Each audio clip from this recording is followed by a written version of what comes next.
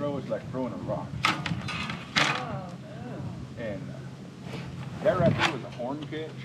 You catch a keg like you see at the rodeo.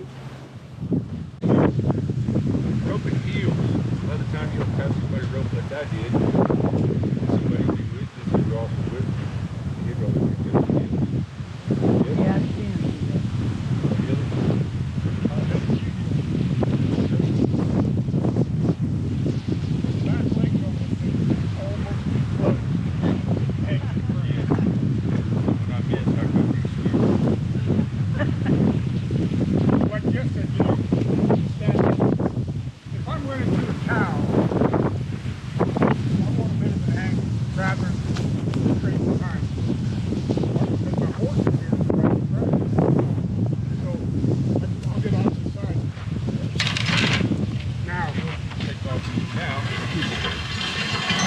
Yes, sir.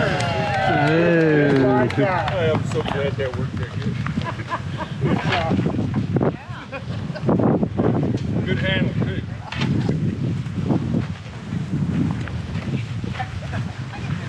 Having said that, what you hope for on that heel shot is I'm not going to throw the loop. I'm going to show you what it's supposed to be. I'll dip my loop this way, and you want it to stand right in front of that back feet. That is the actual heel shot. You see the cartoon where they go through a loop out there and they walk through it and they good luck with that. There's also what they call a Johnny blocker, which I have played with since my uncle did it many years ago. And it's good for a lot of shots. There's a side shot if an animal's coming by you, you can do this. Or if you're good, which I'm not, but if you come along behind a cow, you can four-foot them rather than just pound them down, you turn it, and that's not going to be very good. Oh yeah, broke it up into that. But I'll show you from this side. Say he was coming by me right here, said that was his front end. I would twist it like that right there. You twist it and it just stands it up, and they can't hardly miss sticking the head in and sticking the front feet in. There's also what we call a hula hand. Some people call it a horse loop, but it works real good for catching cattle too. The idea of it, and I hear people talk about swinging it over and over and over, and that's neat to watch somebody do it. But the way it was explained to me many years ago, if it was a horse, of course it'd be considerably higher than that. And they're in a remuda, which a remuda would be a herd of horses with a set of ropes. And there's usually a cow boss and a jigger. And they're roping the horses if the guys call for them. They're standing around holding the ropes around the horses. And somebody would holler for old booger or something like that. And you just reach out there, and the idea of it is to throw it up and let it settle over their head rather than swinging and scaring them and making them scatter. And you would just do.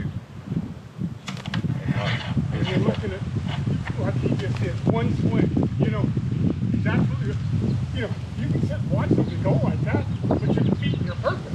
I appreciate that. It is quiet. You don't want them to know. You got a horse standing there. Now, as you can see, I'm holding a coil here because I want to be able to stand back. Those horses are out there. You're not, you know, you don't get right up behind that horse. Now this rope is pretty light, and especially in this wind. But if I hold one coil, I can throw it a little farther, and you just go like that in the wind, pick it up right there, and turn it up. Exactly. That would have been a lot better if I'd caught the nose, but I didn't let it sit long enough. They call it, they got a saying that let it lay and make it pay. If you throw a slop shot out there, we call it fishing, and that's what you say, let it lay, make it pay. Even on the heeling, you roll in here and you do that right there. You sit there and maybe you got one leg in there, but if you just hold it for a little bit, you can let it step in there. Jeff and I both roped a lot of horses out, and we were talking the other night. The hardest horse I ever roped was at the MC Ranch. I was a jigger boss there, so I roped all the horses. And his name was Alley-oo, big bald-faced bay horse. And he knew his name, so if somebody called the horse and if somebody said Alley-oo, he would immediately drop his head. So I would tell the guy that was riding said, if you're going to call for him, I want to know it now.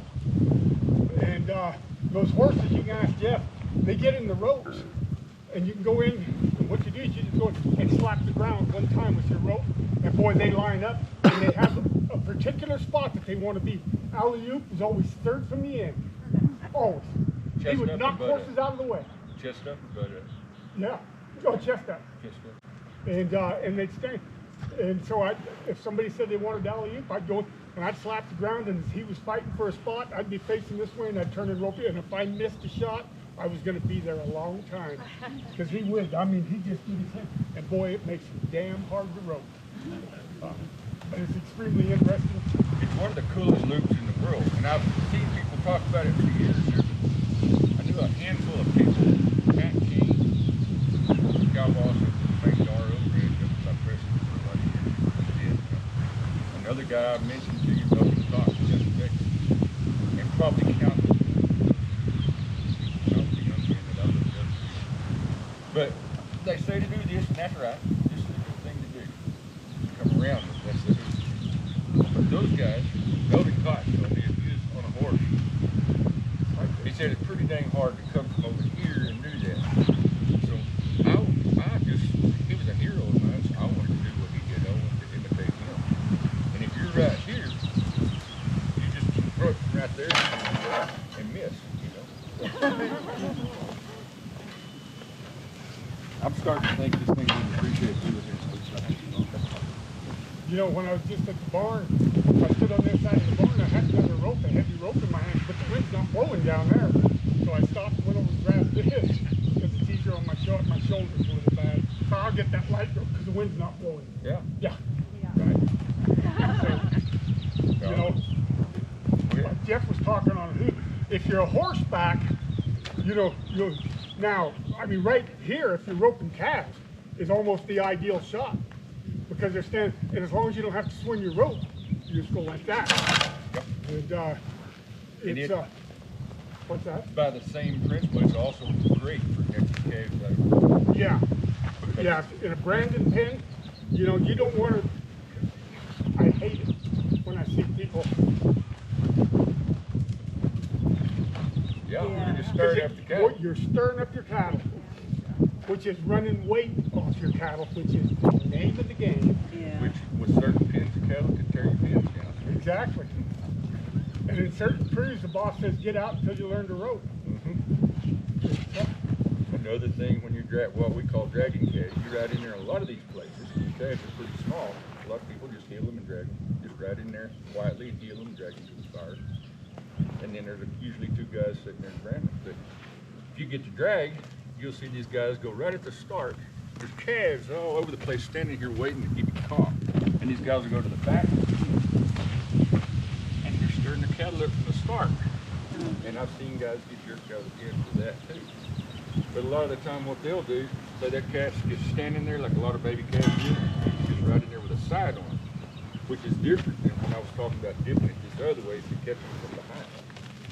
And then you just turn off and you just tie it off or use a dowling or whatever you would put the fire, and there would be a couple of, like they say, flanks on the ground. And you drag them right between them. One guy will grab the rope, the other guy will grab the tail. And they'll Simultaneously. get in time with each other. He's a Texan. We'll let him off. Get in time, this guy over here on this side, this guy on